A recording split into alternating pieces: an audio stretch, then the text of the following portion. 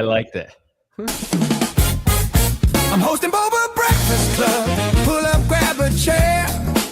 Snow outside the window, tapioca in the air. Bo Jackson Battle Arena. Yeah, I curate the sleigh.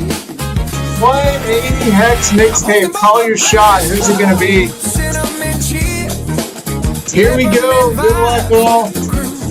Charge forward. That is beautiful. Call me Santa with taste. Wonders of the first. Yeah, I narrate the chase. And there's a banger. There's an absolute banger. Whoa! Let me give you a banger. Oh my goodness, I gotta say that one. But I still sing loud.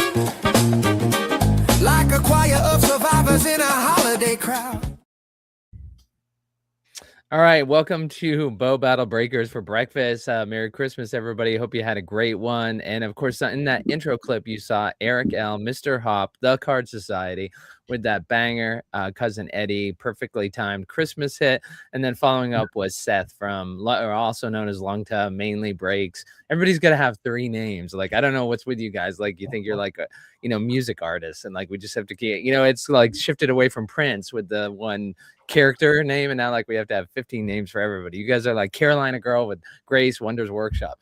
And then finally we have Jason here also, who has shed the his Tulane sweatshirt and now is wearing a Georgetown. So not only has he given up his hometown team, he's also now turned into a Yankee lover. But sure, go ahead and defend yourself, Jason. Well, my daughter's in town from college, and that's where she goes, Georgetown. And when she's in town, it goes from Roll Wave to Hoya Saxa. Yeah. So that's so just enjoying our time with her, and it's the first thing I grabbed. That's awesome. It's good to have family back home. All right. Yeah. So it's great to actually be on the air. I hope everybody had a great Christmas. And I know we didn't talk today before the show, guys, about what we're going to talk about. But one thing that Seth mentioned, he mentioned the stack behind me that I'm accumulating. And actually, it really hasn't grown. I might have reorganized it a little bit so it looks more impressive than it was.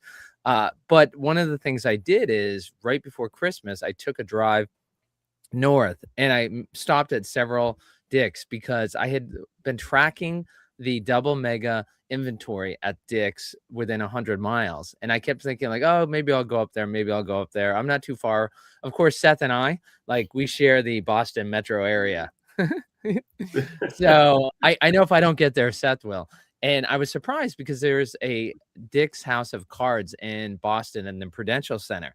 And the inventory stayed there. And I wasn't surprised by that because it's a nightmare. I mean, who wants to pay $25 an hour to go in and buy your Bo Jackson Battle Arena box? It's downtown Boston. It's nightmare parking. So I was like, that's a good one I can get. I can bring my son. He can run in and I can snag it. Well, on the way up, we called several of the places and they're like, no, we don't have it, even though it says it. We actually stopped because just to make sure, sometimes, the workers don't always know what's going on. And they don't have it. So what's crazy is we had like 5 stores within 100 miles that still had Bo Battle Arena. None of them had the product. Phantom inventory listings. So what's crazy to me is I haven't seen the price. I went to radishpriceguide.com and I checked on the price of the double mega and it hasn't moved. And that is insane because as we know, Tecmo's not coming for months. So the fact that Dick's now is, I don't really think there's any product left at Dick's. And the price of that double mega is so going to get squeezed because there's nothing left to rip. And we've only grown as a community. And I didn't know were you guys aware that these Dick's listings were phantom at this point, at least in my area? I haven't seen a box in the wild ever here. I know there were a few guys that gobbled a lot up. They went to a few stores and bought them out. But yeah, there's been nothing. It's been dry the whole time. Yeah, agreed. Slappy, we have a little bit of an overlap there. So most of the stores I had called, as soon as I mentioned the product, maybe I'm not the only person calling, like, no, we don't have it. But I fortunately found one that had a handful and I got some there. But since I've tried calling back and it's been a lot of no's. So yeah, we'll see.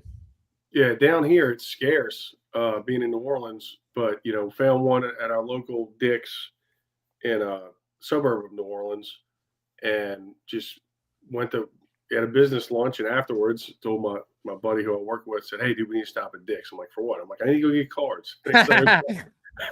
So we luckily ran in, and they were showing 9 in stock. Well, there was only 8 on the shelf, so I'm walking around, and they have a security tag on each one, with the cables on it and everything. Seriously, a security tag on it? Okay. Absolutely. And so I'm walking around with 8 of them stacked up. People looking at me goofy, and I didn't care, so I grabbed them. But that's the only ones I've seen. Yeah. And that's a great point, Jason, because I'm thinking about Seth on Black Friday. He went into Target, he waited in line, and he got his 2 that he was allowed to at Target. And it's kind of fascinating, isn't it, guys, that the product's available at Target and Dick's. One allows 2, one allows 10. And at Dick's, you're right, Jason, like those 10 boxes, like the first time I bought it, the woman's like, "Whoa, there's a limit on this." And she's calling. And the reason why is because it looks like when you carry 8, it seems like a lot, doesn't it, Jason? Oh yeah. And it's kind of funny. You're talking about limits because, I'm getting to the counter and I put it down. She goes, "Yeah, oh yeah, I think there's a limit on this." I said, "Oh yeah, it's 8." Because I know I had 8 in my hand, right? So I Jason. and she listened to me like I work at Dick's, which I don't. So I was like, okay, yeah. So it's 10. Is that the limit at Dick's? 10 is the limit. Okay. Yeah. Okay.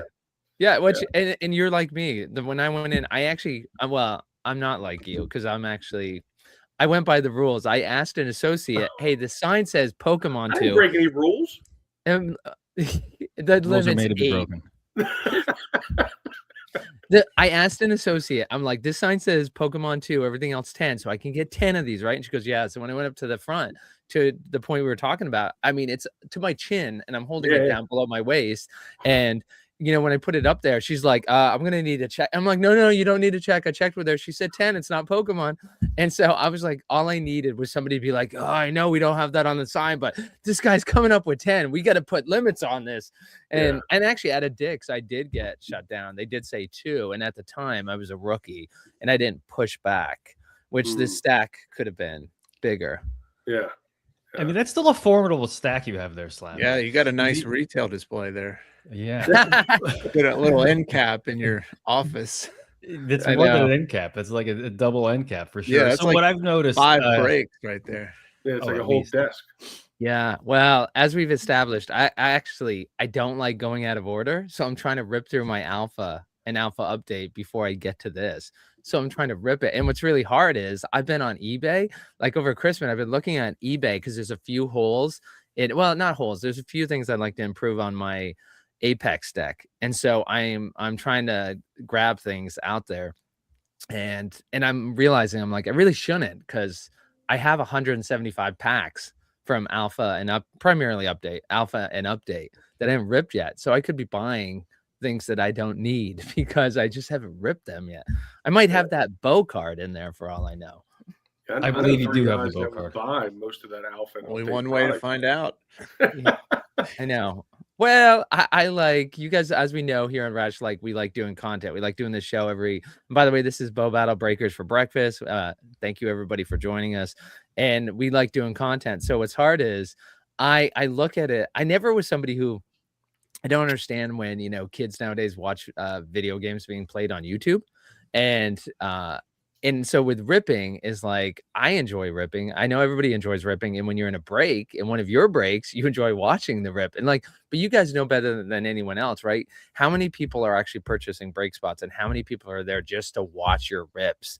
And so I try to add more content to the Radish channel, as I don't like to rip now without filming it, because I'm like, it doesn't, sometimes I'm like, well, do people really want to see every pack from a hobby? But it's like, for some people they are. So that's also what slows me down, is I need to actually just go in and film it as I do it. So of course I didn't have so Mr. Hop, Eric, you ended up you got a double hit in a hobby pack. And the comment you made is like, everybody's talking about the double megas, but man, these hobby packs. So you had a chance to really rip some hobby, Eric. And I mean, they are pretty fantastic, aren't the hobby boxes?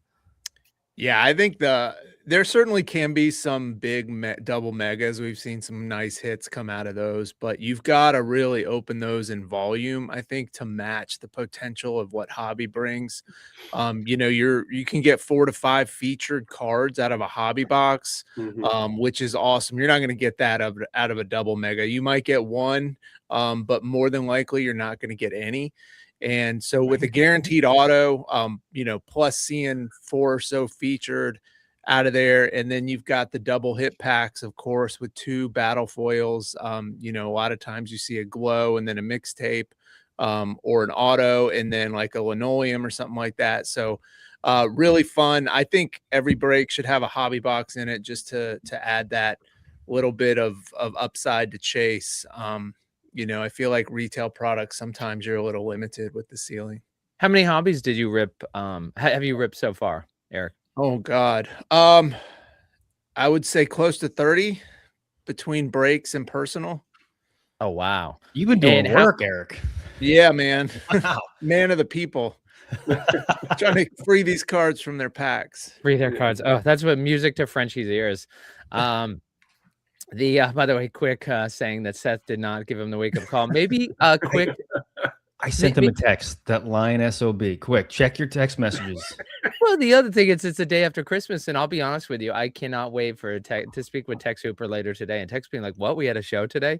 I actually, because Tex has still been recovering from his sickness, I was like, I'm sure he could take it easy today. Like, I didn't even tell Tex about the show. So he's going to be shocked to find out afterwards that we went on. So quick, you're not, maybe some of us are just giving you a break. All right, Eric, though, with the hobby boxes, how many of those had double autos, which of course that was not a thing in alpha? Is like, right, Seth, we never saw double auto hobbies in alpha, and that's showing up. So out of the 20, how many had double autos, Eric? Only a few, probably 3 total. Okay. Yeah, they're kind of rare, at least in my experience. I out of the 3 I've opened, 2 out of the 3 have had double autos. And in fact, one of the things, I was talking to a team member, one of my double autos they were both Bagwells. So the fact that I got a double auto and it was the same athlete was insane. They were saying like the odds of getting that. Jason, have you ripped any of the hobbies? Yeah. We've done about a dozen or so. Okay. Between any double autos? And personal, no double autos. Okay. No double autos, but a lot of featured. And I think that helps that they've added some parallels with the features. With the Blizzard, we've hit some Blizzard feature that's new to update. to Griffey, and then also the Great Grandma's Linoleum, which is Great Grandma's Linoleum is Retail. Only in double megas, right? So we've hit some of those in double megas. It's interesting. The auto's not 2 in a box yet, but definitely multiple featured in a hobby. I guess we're so lucky. Like Seth, I feel like we're not going to get into the whole discussion about geeks, sub community of the Bow Battle community, but I feel like the geeks are hitting double autos a lot. So I'd say, yeah. So I have a handful of, actually I have a lot of geek boxes, and my brother, he was like, "Hey, you want to trade some sealed product for some things?" I'm like, "I don't know." And he's like, I know those geek boxes have been juiced. I've seen it. He's trying to get my geek boxes from me. But you guys have had really crazy double auto rates. Eric, it's like you said, not that many. It's like 10%. I feel like that's really high. I haven't had any. Of course, I've ripped, I don't know, 10 to 15 maybe. I don't rip as many personal now just because product is hard to find. Most of mine goes to my breaks, unfortunately. Well, fortunately, I do have them to rip, but yeah, that's a lot of double autos for both you guys. Yeah, I'm waiting to revert back to the mean. I know once I open the rest of my hobbies, those things are loose and they're just hanging out of it. Jason, did you have a question? I didn't know if you had your head going up. I do want to say is that though you were talking about the different box types, and so I'll share my screen and then we'll let's see. I will put this link up, but so a very helpful page at Radish on our YouTube. We did a video on each of these, but of course you can go to the page. Oh, let's see. Let's get it up there. Is that this is Griffey set Bo Jackson Battle Arena 2026 edition, details by box type. And this is great because you go in here and it talks about the jumbo hobby box. It's going to tell you what you get, what you could get, what's available in each of those. And it goes down through hobby box. And of course, we were just talking about the double mega. and what to look for inside the double mega. So that's something I'll put up here as well to see. All right. So Jason, after we've been doing this for, well, Black Friday, that's insane that it's been a month. I mean, doesn't it seem like it's been days? Like, does it really seem like it's been a month that we've been ripping this product? Yeah, Over? It's been fast. It's been super fast. And, you know, I think it was so fast and furious in the beginning, right? You know, where Right. everybody's getting their hands on as much as they can get. And either like us three, I mean, look, we're ripping a little, but the majority we're trying to stockpile because, like you said, with Tecmo coming out, I mean, we're all excited about that, but time frame is kind of still up in the air, April, May-ish. So, I mean, we're trying to do the math and trying to calculate, all right, I need X amount for our breaks. And so we're trying to stretch it out. But then there's other guys who are just ripping. So you've seen a flow, I mean, just a flood into eBay and into our Discord channels and stuff like that, just with just a lot of activity going on, you know? Agreed. And I just in the past few days, I've noticed there have been a lot of hobbies that have just disappeared off eBay, like a ton. And it's the price is steadily going up. I was trying to wait just a little bit more because, like you said, Jason, I'm doing the math in my head. I'm like, all right, I like to rip 2 hobbies per break, so that means I gotta go this, and I might miss this weekend. A lot of mental gymnastics to try to make it work. And I mean, whatever's going to happen is going to happen. It'll be fun. We'll be fine. But yeah, it's been wild. And it's felt like it's been 3 days. I'm still like coming out of the release haze. I'm still checking eBay every 30 seconds, waiting for someone who doesn't know what they have. And I'm still getting a few good deals. Yeah, it's been a blast the whole time. Yeah. I mean, Seth, I don't want to out you, but do you want to share the best deal that you've gotten in the Griffey set on eBay? Yo, you can out me. Which one? I had a couple really good ones. No, there was one. I bet not better than that first one. It's like that early sale you got in like the first day or 2 on eBay. Oh, the Aikman or the no, that was I'm talking sealed product. Oh, yeah. All right, I'll share this. I mean, everybody can see the sales history. It's me. So people I just know. happened to look, and you know, I'm lucky every now and then. I got 2 jumbos of sealed jumbos. No, hold on, wait. Yeah. So obviously, we're saying you got a deal. Like those are, what did one go at auction for? Like 3,000 or something like that. They're steadily at 3,000. So Jason, what do you think? Like when I say he stole it, like what do you think he stole it for? Don't be like my wife and overdo I would never think Seth, the good man that he is, would steal anything. But you're right about me, that. like jumbos are like Sasquatch, right? I've heard about them, but never seen one and touched one and all that. I don't know, Seth. If you got it anywhere 1,500 or below, you definitely got a phenomenal deal.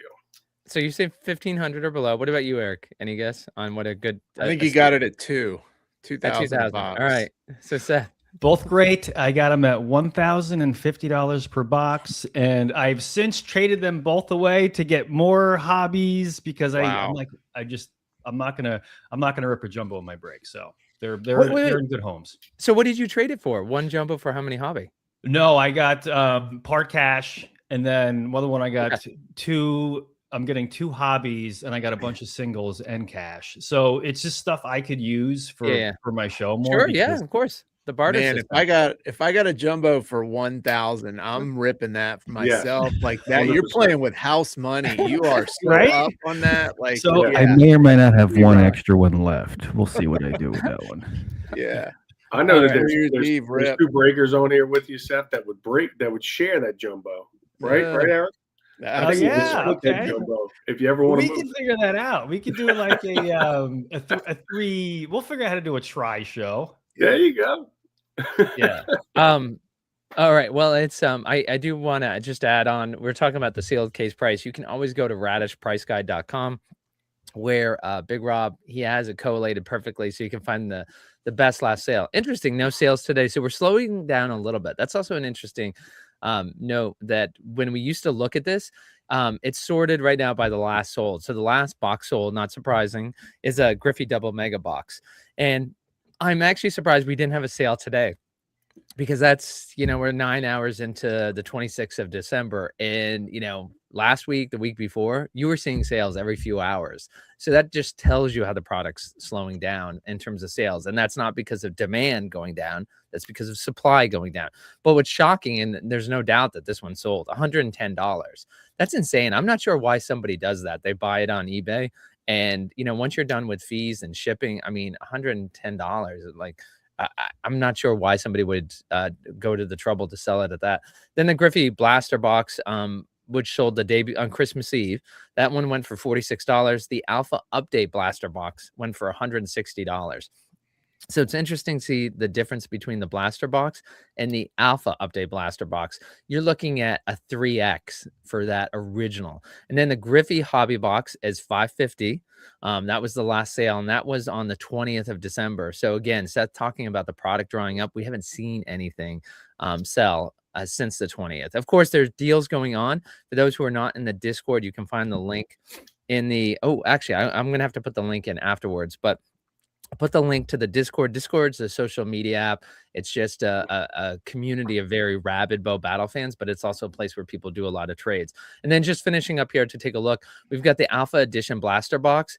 That one is that, let's see, Alpha Edition. Oh, okay. It was the Alpha Update Blaster Box was the 3 times. So the Alpha Edition Blaster Box actually sold for $400 on 12/19. So that's almost a 10x what the Blaster Box is for Griffey.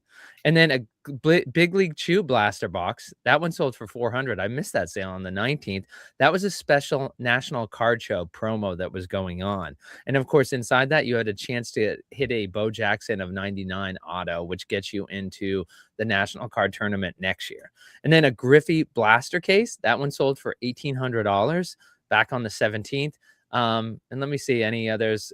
Griffey Hobby Case, a Griffey Hobby Case sold for $3,600 back on the 12th. And the Griffey Jumbo, last one, we were talking about this just now with Seth, $3,000 on the 12th. So Seth got it, like, that's 3x what Seth was able to pay for it. And of course, the person who sold it, by the way, they made out. Like, right? People don't have to be hogs. They can be pigs, just get a little fat. So everybody gets something out of it. And like Seth gets more for a show. And of course, we haven't seen anything. Let's see, the Alpha. I'm trying to see back to Alpha Edition Booster Box. Last one was back in November for a sale. But yeah, I'm trying to think any of these guys back. No, I'm trying to look for the Alpha Edition Jumbo Hobby Box. So the last one was $3,700 back on October 9th, Alpha Edition Hobby Box, which again, that was about $225 retail when it came out a year ago, and now it's $3,700. All right, looking at all these prices though, I will say this is that, does anything, Seth, I mean, you kind of let us know where you're going with Jumbo, but like for you, Eric, when you look at these prices, do you have any interest? Like, can you make a break work for the historical aspect of these? Is you know what I'm saying? Is like, I think we've passed that point for Alpha and Alpha Update, and we probably will hit that point for Griffey maybe February. There's going to be a weird time period and we saw this with Alpha, we saw this with Alpha Update, where the singles dip a little bit because a lot of singles have hit the market and people have gotten their decks. People have gotten most of their rainbows complete, whatever it is they're chasing. But there's so little wax to be held found that the wax prices go up just because there's so little inventory available, and we're already starting to see that now. There was a very, very small window right after Thanksgiving where everyone was putting their hobby boxes on eBay, and you could get them for under 500. I was sniping them for like 475 here and there, and just, trying to find as many as I possibly could. But that went away very quickly. It was like maybe 4 or 5 because you bought them all. Because you bought them all. I definitely didn't buy them all. No, I was there with Eric. Yeah, I don't look at those other guys with 30 hobby boxes in their breaks. Yeah, that was not here.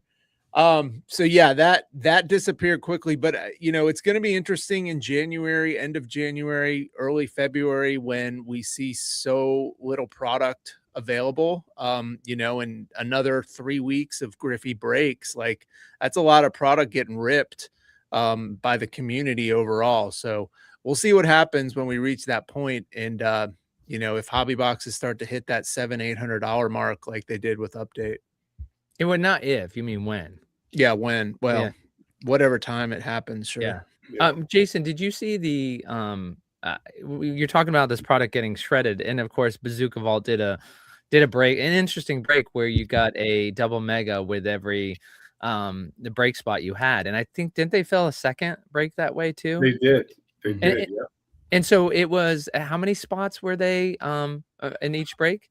So like 135, Yeah, 137 maybe. Yeah, I think the spots were going for 135, and I think there was 130 some odd spots. Okay, and so that was 260 double megas that got sent ripped. Like the seal's broken. They don't rip the packs, but they rip Yeah. the cellophane off it. So that's 200 and that's 270, call it, that are out of circulation now, right? Yeah. I mean, it's a Yeah. big number this late into the series. Yeah, I think what you're going to start seeing is, I think the weekend before Christmas, I think just breaking and stuff like that kind of slowed down a little bit just because of the time of year, and look, you're doing stuff with your families and shopping for other things besides boba. But now I think once everything dust settles and everybody's back into the groove after this week of between Christmas and New Year's, kind of a weird week anyway. Starting in January, I think you're going to see Griffey break. But then once you start running out of the product, I think you might see some update break jump in there. Maybe an alpha. That would be kind of surprising to me, because the only person that's sitting on like a stockpile of alpha product is Slappy. So I mean, I think you're going to see a mix maybe of maybe the update of some guys who held on to some update and just to have something to do their breaks with, because there's a lot more people breaking now. And you kind of see the difference between the guys that are just breaking double megas and the guys that are breaking hobbies and jumbos. But I think that there's more volume out there with people breaking more hobbies and jumbos. So I think it's going to go. I know the print runs higher. I don't know the numbers. I've heard some different multiples and stuff like that. But I don't know. It's going to be interesting to see where. I agree with everybody else where it's creeping up the prices of the hobby and especially the jumbo. And it'll be interesting to see that kind of the mix of product that people are going to start breaking, whether they have any update left or, what they're going to do with double mega breaks. And then, and even the blasters, you saw a big breaker, this past weekend do an update break with 64 blasters in a break, which was I've never seen that before with that many blasters in one break. So it's kind of guys are just kind of grabbing what you can. And in my mind, it's, hey, I don't want to lose money, but at the same time, like Eric, and I love that he does this, gives buyers give you with that Bojack spot every week. I think that's awesome because he's taking care of the customer, right? And I think that we need to be aware of that moving forward too, is taking care of the customer and not having them overpaying for spots for breaks. And Jason, that you bring up a good point, Seth. And I'm curious. You heard Eric talk about the fact that he was grabbing hobby boxes around 475. You said you were, and when Jason's talking about taking care of the customer, this is the hard part, right? Because as the product gets squeezed, and to put it out there is that you guys are not. Everybody thinks not everybody. A lot of people will say the breakers are just getting funneled all this like free or low cost inventory. You guys are, as you look at all you shaking your head, you're buying this stuff on eBay. You're paying the eBay fees. So you're trying to make it work the economics, which, as we know, that's what Frenchie says. Frenchie loves breaking, loves being in breaks. He loves seeing them and loves watching them. But he also believes it's entertainment. And if you can't offer entertainment value, then you shouldn't be in breaking. And he doesn't mean that it's not personal. That's just how he feels about breaking. So Seth, though, when you go from a 475 hobby box to Eric was just saying $800, what's hard is you can this is the only hard part, is that when we talk about entertainment, is that if you get great entertainment and you get a few cards, Like it's easier to say I paid for that entertainment. I didn't get the full value in the cards. I got it. But what's really hard is as the product dries up for you guys, it's hard because it's possible people are going to get no cards and the price is much higher than it was when you first started breaking. And so what's interesting is there's this curve where the need for entertainment value dramatically escalates because the cost of their break spot goes way up and they're going to get no cards out of the break because you're not going to have 46 blast or 64 blasters, is that you're going to have a hobby box. So how do you, Seth, handle that? Where do you just not do that break? You're like, I don't even want to get into that because I only have a hobby box. And I mean, I can't do it by hero because, you know, X amount of people are going to get shut out. And this hobby box cost me $1,500 now. Or in the case of Alpha, $3,700 for a hobby box. Yeah, I mean, I couldn't do. It just wouldn't make sense economically and mathematically to do an alpha break for me. I'm a smaller channel, so in an instance like that, it's a really good question. It's something I thought a lot about. One is, you know, French always says we're entertainers first, so I try to really focus on just the overall entertainment product of my show. And then just hope that people support it and they show support with the dollars they spend and who's in there watching. So I think I get usually about, not a lot, but about half are just kind of hanging out, being a part of the community, which I think is pretty good. That's a sign that we're on the right track there. But I also decided that, and this has happened to me before already, even at my current cost, is sometimes I'm just even. And I just want to continue putting on shows to build the brand and to build the following, and just hopes in that later on it's going to pay off. So I'm going to put on shows regardless. And I don't look at it as a per show basis. I'll look at it as overall. So overall, am I a little bit positive? I'm okay with that. Even sometimes there may be a show where I'm down and another show that I do really well. But I have been thinking about the question about update, because I do have some update. I have some more on the way. And I kind of want to combine an update and Griffey. And I'm thinking of I'm trying to devise, maybe that's a true squad. And so can I ask the question of what would you guys do in a squad like that that's combining both? I would try and do the city team break where you slot people in by region or by city.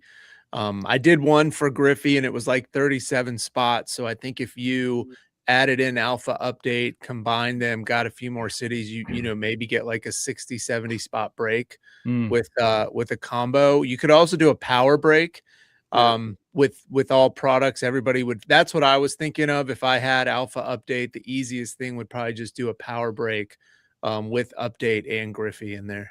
Eric, what do you do with people like Peekaboo Street when it comes to your city break?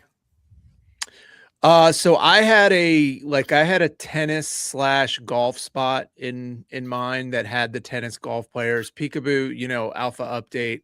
So I haven't done a city break with alpha update. But I also I took Cousin Eddie and Flavor Flav and I just added them to whatever I thought were the weakest spots. Like I think I had a Utah spot with Ace Bailey and Marksman, Laurie Markkinen. Didn't think that was a super desirable spot. So I added Cousin Eddie in there with them. He's hanging out in Utah. So that ended up being a decent chase for somebody. Let's be honest, on his way from I think it's Nevada, isn't that where he lost the farm on his way to Chicago? You're right. He probably went up to a Jazz game. Yeah. Yeah. I like the power break idea, Eric. That's kind of the simplest, easiest one to go to. But then with our breaks, I didn't do it by city. I just did it by I threw everything in Excel, every hero, and then just kind of looked at similarities, right? So like we used Cousin for an example. So I have Cousin and Dumper together, and the name of that spot is Dirty Jobs. So I combined them too. Yeah, I mean, just and look, I see you smiling, Seth. Like I had so much fun just creating the different groups and pairings, and like I wanted to be, you know, feature, non-feature, and I started to do that. And yeah, that's probably the most fair. But then there's also, you know, spots where I did, you know, one of them is Greek Bros, where it's all the anti somethings in one spot, and it's, you know, I just kind of had fun with it and threw it out there, and I've gotten comments that, hey, I love the pairings, I love the names. So just kind of like you would love this, set the Bronx Bomber spot, right? Mhm. Is Gav learned Mr. October? So, you Mhm. know, just different. I just had fun with it and just kind of hoping that the community would like it, and it seems like they do. And then there are some, you know, when you have two features in one spot, there is a higher chance that you're gonna miss. And I explained that to them. Hey, look, this is, if you're gonna hit, you're gonna hit. If you're not, you know, we'll do our best to take care of you. And so, I mean, it's fun. And, you know, Seth, I think you would have a blast just creating the spots, you know, just like I have Javalanche and K9 together, and I named it Iditarod, because I'm like, oh, that's kind of cool. And just like, I like it. So, yeah. I did a similar thing with mine too. And yours a little bit more creative, but yeah, no, that's a really good point. I had fun too. I tried to pair similarities. The Bronx Bombers obviously had one that was catchers, so it was Carlton Fisk and it was Baldwin. Yeah. And you know, Braves pitchers. I did positions often, or teams, Yeah. but that was a lot of fun. I agree. Yeah. Time consuming and fun. Yeah. It's, you know, like I got a pitcher spot and I named it like Pumping Tiger Cheddar, because that's, you know, just an old school like pitching saying. It's just fun. You know? Well, it's Seth, when you say time consuming, I mean, that's what Frenchie's looking for. That's what the Bow Battle team's looking for. Mhm. Whether it's Valley Hit House, who's, you know, doing the costumes and really putting time into their production, or whether it's the break spots and taking the time to figure it out, is that's the audience recognizes that you're putting the time in to be creative, and then actually the time it takes to sort that and do the break that way. And Jason, you know, you were talking about the feedback, but Whatnot's a little tricky. Like, I mean, at Radish, we did do some breaks on Whatnot, so I'm familiar with how it works, but it's really hard, right, with the audience, because to a certain extent, there's instant feedback on how you're doing, Yeah. but it's not always honest feedback, like the number you see of the people in the room, because on Whatnot, you're gonna have so many people who are just, it's like being on a New York City sidewalk and you're a street performer and there are people walking by. And you can't take heart to the fact that people stop for 2 seconds, then move on. It's not that you weren't doing a good job. It's just that's not their vibe. So you're going to get people coming into your Whatnot stream who just, they want to see, what is this about? And they're like, oh, that's nothing, I'm interested. And then they move on. So so how do you guys look at, when you see those Whatnot, be honest, you three, do you guys look at the audience number, watch it going up and down? And do you feel the pressure, like when you see it drop from like 53 down to 37? Like, do you feel like, am I doing something wrong? Do I need to change something in show? I mean, I pay attention to it. Absolutely. And Allison, who's watching the stream, sitting next to me on her computer, yeah, she's paying attention to it too. But, you know, during the stream, I mean, kind of have a game plan going in, and, you know, what we're going to be doing. It's kind of hard to kind of change or add any kind of anything during the stream. Sure. But definitely keeps us aware of planning of, hey, did this time work? You know, what was going on then? And, you know, it's things like that. I mean, definitely data and research that we gather, and then kind of implement the scheduling of our future shows. And then, you know, you got to understand too, like, we have a lot of friends in the community, and we try to help each other. We try to rate each other when possible, you know, at the end of our shows.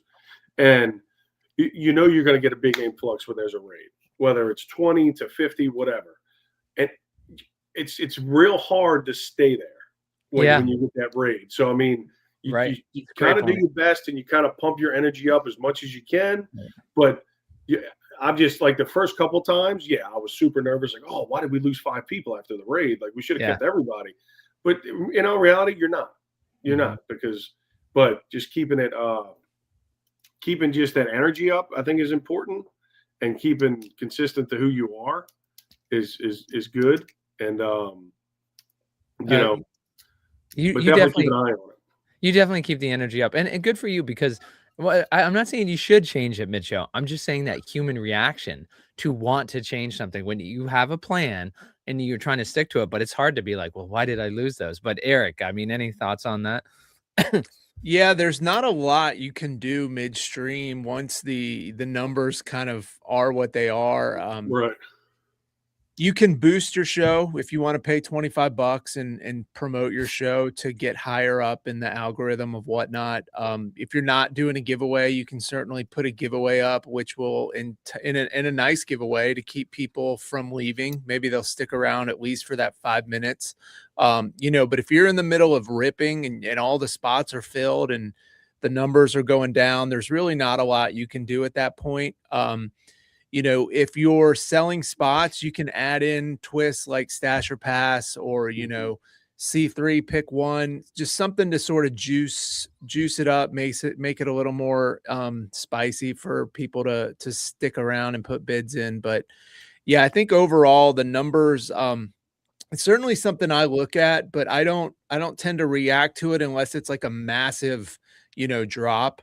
Back in the day, I say back in the day, I guess 4 or 5 months ago, it used to just be myself and Hobby Club were like the only daytime streamers. And I saw a big difference as soon as Hobby Club was on. There would be people that were bouncing back and forth between my stream and their stream, or they would go buy some spots over there and maybe pop back in mine for a little while. But, now that I think you're kind of seeing almost every time slot getting filled up by somebody and there's multiple breaks going on, those numbers have sort of evened out a little bit and not as drastic of a swing. Yeah, that's a good point, guys. One of the things I recently started doing when I was getting rated towards the end of someone else's stream is I knew that if I was ripping, what am I going to do to keep them in here? So I just started doing a pack givey right away, and then I would open the pack on stream. That's been helpful for a little bit. And back to your question, Slappy. Yes, I think about that all the time. When I see the people, like all of a sudden there'll be 30 new names. It'll say like only I can see these names. So I try to do a quick shout out to who they are, and then I think about, all right, I get a 10-second pitch to try to get these guys to stay here. Many times they have no idea what the hell I'm ripping. So I just practice and play around with various really brief statements and pitches to get them to stay. None of which that have been all too successful, if I'm being honest. I'm still finding that magic line or two. But yeah, that's my process. That's a great point, Seth, because we're used to the 2-minute elevator pitch, and you're basically, I think you're right. It's a 10-second. You don't have 2 minutes to keep these people, right? That's all I got because they're just scrolling up, right? 10 seconds. Maybe that's liberal. Maybe it's more like 3. I don't know. Yeah. So. Yeah, I mean, Jason, you agree with that you only have seconds to... Yeah, I mean, I think when you said it, Seth, it's a great point. I think the 10 seconds is long. Yeah. I mean, I don't know. As y'all are talking, I'm thinking, well, maybe I can do a stream outside and get one of those big rotating boards and put myself on it and let Allison throw axes at me, and that'll oh my god, determine the spots. You know, no, you don't have to. That's entertainment, man. Yeah, dude, people would love that. Yeah, you do realize Bailey's bringing the circus. Give us death. Yeah. You do realize that Valley Hit House is now stealing that idea and 100% doing that. You'll be wearing gladiator stuff next time. You don't have to make it lethal, by the way. Seriously, that idea is great. Like, just don't throw the axes, but like, you could do, like, she takes like a water balloon gun. A water balloon filled with paint, throws it at the board, and wherever it hit, and if it hits you in the face, like she's got to redo it. But wherever the most blot is on the board, like that's the spot you get. Oh my god, yeah, that's the type of creative stuff that. She would absolutely love doing that. That's the scary part. You know? Does she watch this, Jason? She does. She does. Yep. You got a new show plan next week. Oh, she critiques it. Absolutely. You know,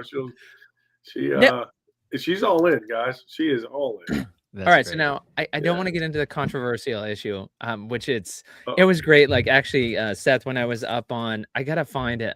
I should actually share it. But when I was up in northern New Hampshire, there just a couple days ago, there was a sign on a telephone pole, and it said, "AI is the doctrine of evil." Let me see if I can. Let's see. Yeah, there we go. Okay. This is on a telephone pole in Conway, New Hampshire. And not to go where the doctrine of evil. Signs on posts in New Orleans, guys. So, what's that? We don't have those kind of signs and posts in New Orleans. We have different kind of sayings that people put on there and stuff that I can't talk about on the stream. Well, that's the first time. That's the first time I've seen this, Jason. Yeah. But I was curious if you guys have ever used, and it's amazing to me, by the way, on AI. I saw something the other day on Instagram where this person was saying, oh, you want something done crappy? Oh, you don't want to pay actors to be real clients. You just want AI generate it. So you want it to look unnatural and crappy? Yeah, we can do that. You have nothing to do with AI, but you're going to use AI because everybody else is. It almost like mimicking like in 1999, like the .com, like when pet.com with no real business sold for like 50 million. And people are acting like AI is the same thing.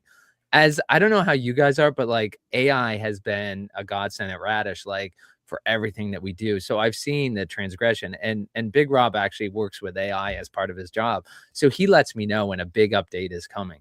But I will say it's amazing how AI has improved everything. And that's leading me up to ask you guys, have you actually plugged in your braking format, what you do with braking, talking about the city brakes, talking about the power brakes, talking about everything you're doing? Have you plugged it into AI and asked it, what is the best way to entertain for your viewers? I'm curious if you guys have used AI and if it's given you any feedback.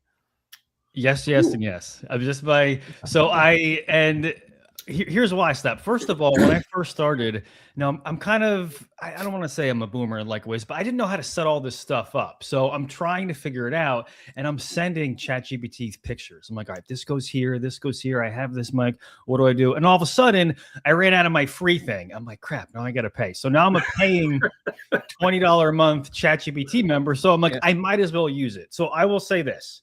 One, they wrote my song for the that I had a tweak on for your holiday album song. Quick segue is I tried really hard to be number one. I'm number 3 right now on in popularity.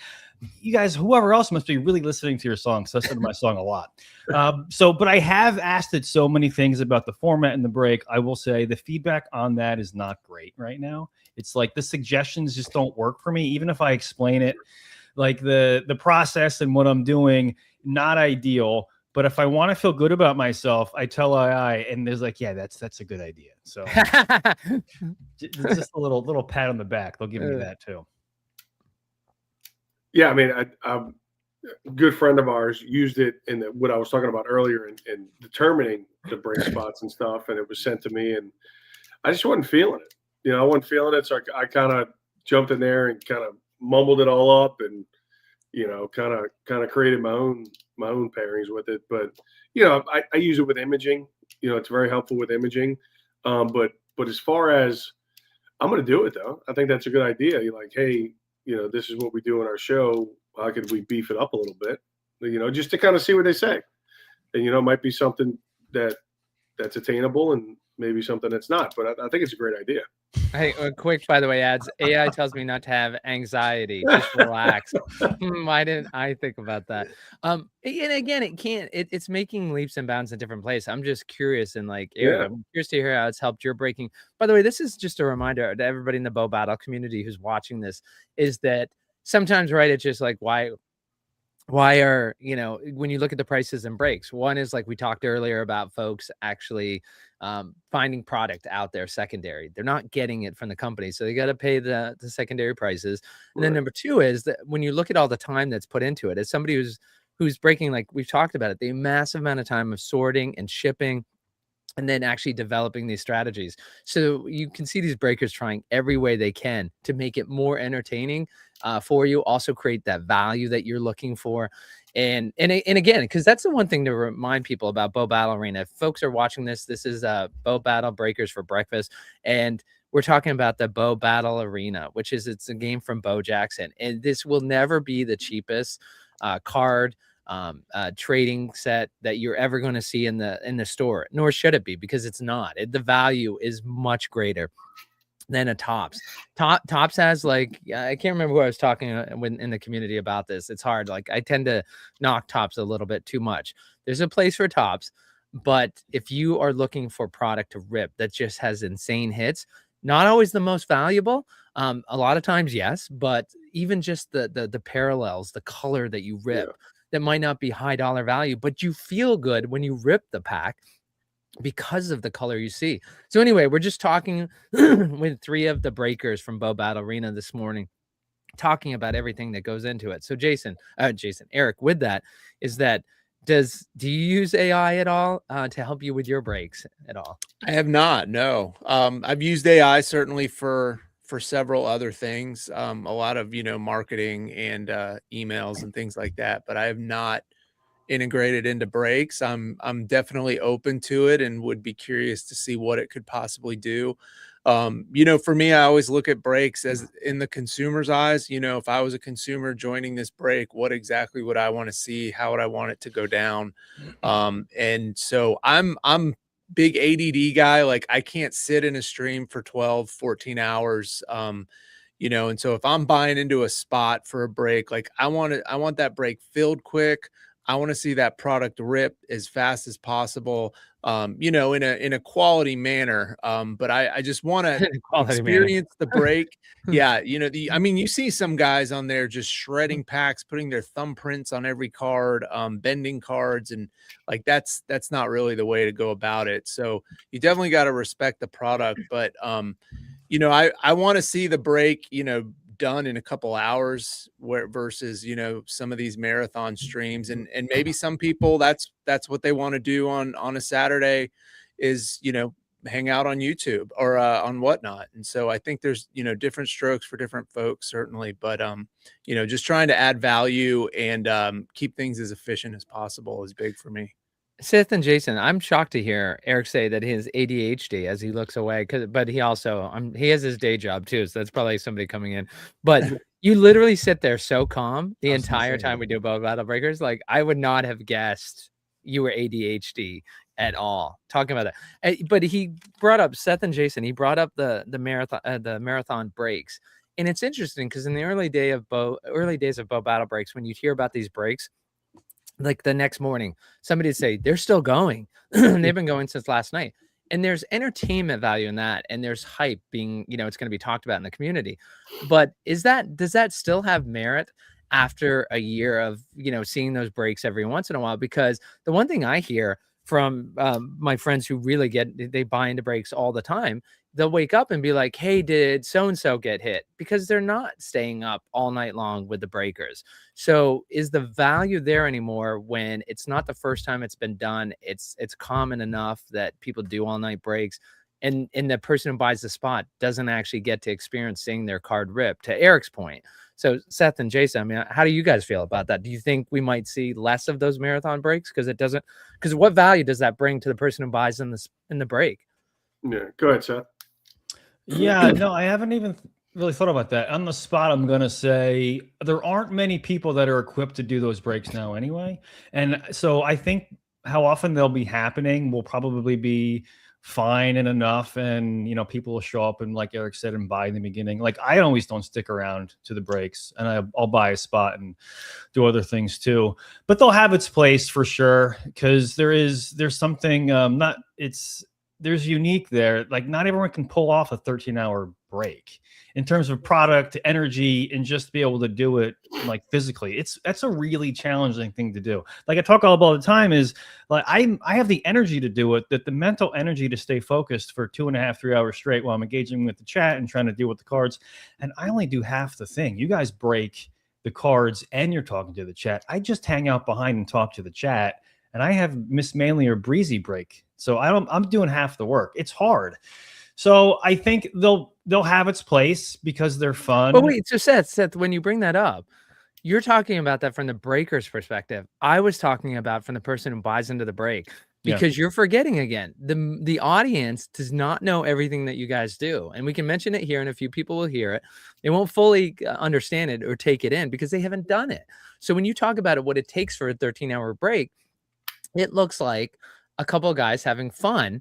Hey, if you do it right, it does not look like work. If you do it right as a breaker, it looks like you're having fun hanging out with your pal or your wife or your family member all night long. So that's what. So if they don't stay for the break all night. So I hear what you're saying from the breaker's perspective, but I think it's one of those things where it's a badge of honor as a breaker for you to do it, because all the breakers know what it takes to go into that. But if you're brake spot holders are not watching it, where's the value for them? What do they get out of that if they're not going to be there all night? They bought a lottery ticket. I Yeah. was gonna say, Like, just hopefully get a good card. Yeah, That's you it. buy a lottery ticket, wake up to see if your numbers hit in the morning, or you're just doing it to support that stream, which is, perfectly fine. And that's great. I do it all the time. I'll buy a spot from a streamer Yep. I like, just to support them and throw some money their way. And, if I get a card or cards, that's awesome. If not, oh, well, I help support them.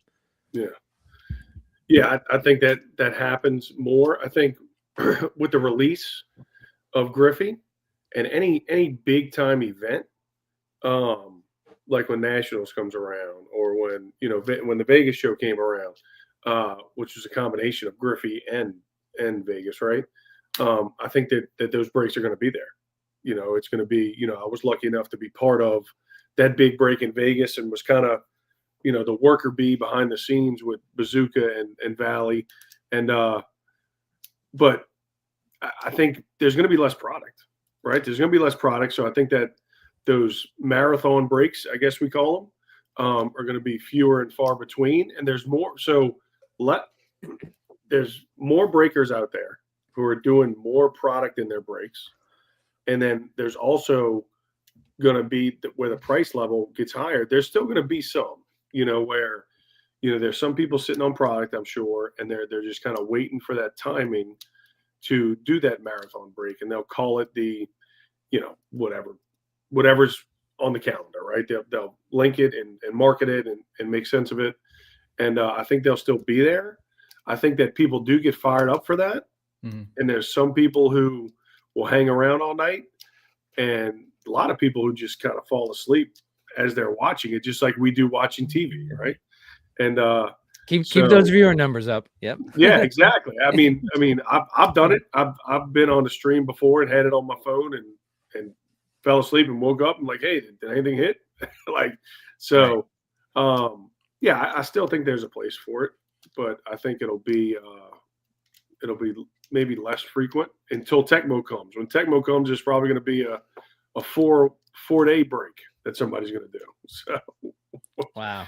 Which will be crazy. Kind of like the time that, for those old enough to remember when the Baltimore Orioles opened the season, not winning a game, and this DJ said he wasn't going to go to sleep until they won a game. And it was, I remember them talking about the medical issues. Like, I mean, it was days he stayed awake, and how it just was not healthy for him to do that. So will we see somebody break for 4 days with Tecmo? Yeah, that's interesting, Jason, whether you'll do that.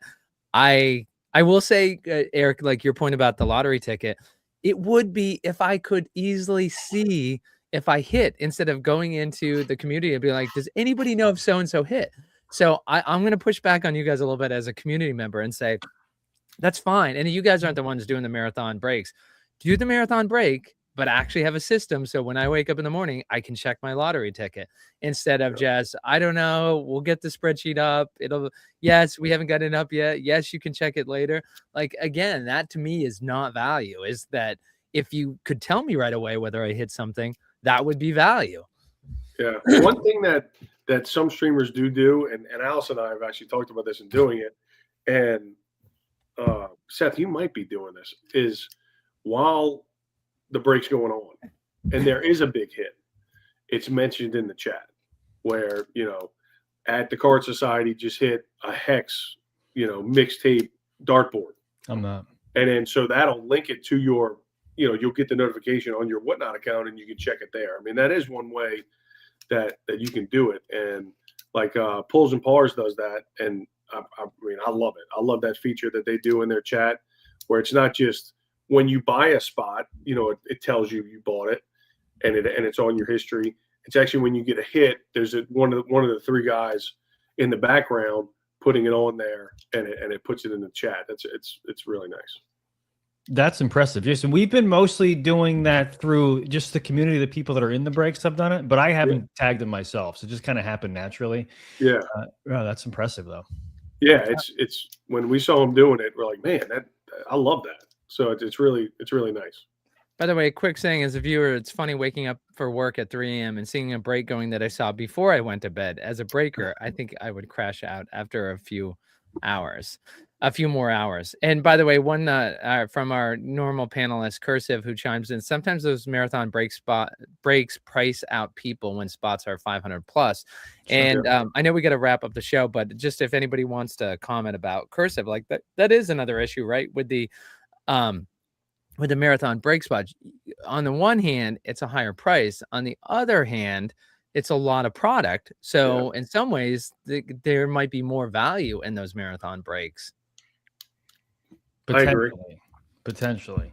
So I don't know about you guys, but I've never just the old brake carb is not great. In the big breaks, I've never done well. And like I'm not saying I've hit things for sure, but I don't think I've one time received back more than what I put in for a large break. Not once. Yeah. Just how it's gone. And I definitely did one time, and the other ones I'd have to go back and look, but there was just one where we did good. So yeah, but again, just real quick, is like that's not why I'm doing. I was supporting the break. I enjoyed watching. It wasn't just about the product. If it were, I would have done 2 and never done them again. Yeah. Yeah, I mean, it's interesting, Seth, when you say supporting the break, like you guys have, Eric, you brought that up earlier too. But again, when you're talking about on Whatnot, and Seth, you talked about, we'll save it for next time. Where do you want to be in 5 years? Like based on what you were saying earlier, I think I have an inkling on what it is, but you won't get there in 5 years from people who want to support you because they just want to support you, right? At the end of the day, this is a commodity. And it's, Frenchie's right. It's not about simply the product, because then people would simply look at all the Bow Battle breakers on Whatnot and just compute the valuation. And that's the break spots that they would buy. Let's go with the one who always offers just the dollar cost average best. It's the entertainment also. It's similar to what you're saying, Seth. They want to support the breaker, but they want to support the breaker possibly because of the entertainment that they get out of it. Yes. And so for you guys is that you need to, in order to attract people on Whatnot, right, you have to give them the entertainment. They're not going to just be there because like anybody watches the show. No, Seth, you're obviously a great guy. Like who would not want to support you? So you literally like, I mean, I just like, I'm shocked that, Eric has ADHD. He says I'd be shocked if you told me you use profanity and as soon as you get off the show, you said bad things about Eric, Jason, and myself. Like that would, in no world would you be like those bloop, bloop, bloop, bloop that I just spent an hour with. So for you though, you need, and it's interesting to me, God, we got to go. Like it's been an hour, but I looking at all, your breaks, it's interesting is that when Radish broke a little bit, I look at Hobby Club and there's definitely a market for it. I always refer to it, it's like the Howard Stern burp and fart humor is like that. There is a market for that, for the way Hobby Club does things where it's just outrageous all the time. And Chris getting super excited over a silver battle foil, which is silver battle foil is like, that's awesome that you got a hit in the pack. That's not something that you scream into the mic about. Like that's something I don't believe you scream into the mic about. That's what cardio does. And right. It's like, that's not your style. Like the three of you guys, when I watch you guys, like you don't get excited about, you recognize it, that it's a special hit. You don't treat it like it's a one-of-one hit. I guess that's the thing. Is like, I want to be careful. Obviously we do the show every week. I love Bow Battle Arena. I think it's by far the best product. Like I don't rip tops anymore. I just won't. It's just, I don't want that empty feeling when I rip tops. I love Bow Battle Arena, but it's a good feeling when I rip a silver battle foil. I talked about that earlier. It's not a one-of-one. And so for you guys, I mean, would you guys agree? Like I kind of see two styles. There's a style that everything is the most massive hit you've ever had. And there's some breakers who do that. And when you guys talk about having energy, some of those breakers like Cardio Chris would do, he'd do 24-hour breaks where he's treating every hit like it's a one-of-one hit. And he keeps that energy up for 24 hours. But you guys, there's the other one where, like for me, I'm comfortable watching viewers where I want intelligent Discord. I want people excited when they get hits. I want people excited when there's a silver battle foil, but I want proportionality. I mean, do you guys kind of see this the same way where they're like, there's two type of breakers that way? Yeah. And I do, there's a lot of comments, I think too, about, breakers that overvalue cards and overhype things. And I don't know if you know Debut Sports. They do a massive single show on Whatnot, and it is a lot of screaming and yelling about how the bids need to go up and how this card is half the price of comps. But then you look up the comps, and it actually sold for twice of what comps are going for. And I don't like to do that. I don't like smoke and mirrors tricks to where you're trying to trick the consumer into what it is they're getting or not getting. I try to just play it straight up. Like, if this is a pretty common card that comes out a lot, let's treat it like that. If this is a card that we don't see very often, let's hype it up and go crazy with it. So that's kind of my view on those. And by the way, Eric, this is about me, not about you. You brought up Debut Sports, but I just to clarify about Hobby Club, I'm on the record about this.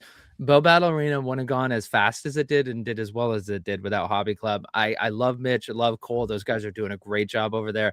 And there's a difference between what Eric's saying and what Hobby Club gets excited. Like, Chris is not saying a silver battle foil is, when he was on, saying it was $100 card. I'm not saying that he was, he just was excited. And like, Chris was genuinely excited about every single one. So there's two type of issues, right? There's hyping and dishonest, like you're talking about with what we, well, so that's I not also saying, think too, though, with like a new product, and especially with what is great about Bow Battle Arena is the artwork, right? So with a Topps or Panini product, you know, you're not always talking about the photography on the card or the images on the card, because a lot of times they're recycled and they're the same in every single product. But with Bow Battle Arena, especially with a new set, like when Griffey first came out and you're first seeing the artwork for the first time, or the first time you're seeing a silver battle foil of Thorn or whoever it might be, and you're just like, oh my God, look at this artwork. Look how amazing this looks on the silver background. I feel like that's a completely different, you know, than when we're like a month or 6 weeks into the release and you've seen that card 100 times. Yeah, I agree. It's genuine, Eric, and I agree 100% what you're saying. Listen, we talk about it all the time. Hobby Club, they were entertaining and great, and you couldn't look away. They did so much. I love what they've done. I'm just not quite that animated. I'm still going to be animated, Eric, like you talked about, a good looking card. I'm always going to talk about that. Or maybe there's an athlete that had a great year that I know about, and I'll talk about the athlete. So that's all fair game to talk about in a fun way. Yeah, and I think the community is good at kind of policing its own about people who might be overvaluing certain things or maybe acting in a dishonest way. There was a quick story just last week where there was a newer breaker that was doing that. And a bunch of breakers that have been seasoned around for a little bit hopped in there, and they just kind of let people know what the true value of things were. They all got banned, but that's what they did because they felt like it was the right thing to do, to let everyone know that, hey, listen, this guy's saying this car is $10. It's probably about $1 or whatever it was. I don't know the exact figure there, but yeah, we tend to police our own. Yeah, no, I think that's a good point, is that, you know, we do look out for each other. And, you know, I kind of, look, I get excited. I mean, we talked, Eric, you were mentioning people screaming at you on the stream and stuff like that. Like that's what got me to Boba was, you know, I was doing, you know, just got into sports cards and, you know, was going on breaks and stuff like that. And guys screaming at you like, bid now at the bottom. I'm like, this isn't fun. Like, I'm looking for something to get away from stress and to just enjoy life. Like, this isn't enjoyable. I mean, I got all kinds of people that scream at me all day. I don't want to have any more of that. So, like, finding something that's enjoyable and peaceful and fun, you know, and value. I think that's important, and not, you know, misleading people with, you know, with if I hit a headliner, I'm going to be like, all right, these are headliners. These only come in the blaster. These, you know, and kind of give some information, because there's always new people in there. So, kind of referencing the list that you pulled up a little while ago, Slappy, and just kind of being honest with it. But when there's a, you know, like with Update, whenever there was a howitzer, look, I'm jumping out my chair. I mean, because that's my guy, right? But with now, like that, when we hit that Flava Flav auto, like that was huge to me. It might not be huge to a lot of people because he's not an athlete or whatever, but to me, that's awesome. And you know, and I can't keep that in. So it's coming out. Yeah, I'm glad to hear that people don't yell at you on your stream. That means Allison's not yelling at you when you're doing your stream. So that's good to hear. When we turn the camera off. is when we yell first. He's the sweetest thing. I find that hard to believe. No. But I will say I would love to. The offer's out there for Hobby Club, of course, for other breakers to come on the show. But I've had the offer out there for Hobby Club. We'd love to have them. They're just so busy. They haven't taken up on the offer. But I don't mind hearing Mitch yell. Like I will say that, like when you're talking about, like I agree with you. That's a different kind of yell. That's more like an excitement yell. I'm talking about the ones that are like demanding you to bid. Like that's yeah, and every other word's an F-bomb, and they're screaming at you. No, Mitch is beautiful. Like Mitch, I mean, he is beautiful. I love that guy. But is it? See, but that was my point. Like when we got, and I shouldn't have brought it up at the end when we didn't have much time. Is that I do appreciate the three of you and how you do it. It's like, to me, it's a more cerebral approach. But again, some people want, the excitement at 99% all the time for as long as the break's going. And that's why I'd love to have Mitch come on the show and do that, because he does that. Right. There are very few people who are capable about doing. We're talking about marathon breaks. Well, just even doing that where you're at 99% excited all the time. And Mitch is able to do it. And what's great is if you've met Mitch is genuinely that person. When I met him at the Shattering in Columbia, South Carolina last year, Mitch is one of the most fun people to be around. In fact, I was very disappointed he wasn't in Vegas, because he's like that when the cameras are off. He is kind of like talking excitedly and loud all the time because life is excited and loud to him, and just great being around him. All right. Anyway, speaking of excited and loud, is that Eric, do you have a break starting in 18 minutes? 48. Yeah, we're going at 11 Eastern. Yeah. Okay. So, and we're live on the day after Christmas, December 26, 2025. So what do you got coming up? 3 hobbies, 3 double megas, 3 blasters. Pick your hero. I run the spots super fast. We do 10-second sudden death, so we try to fill it in about 40 minutes.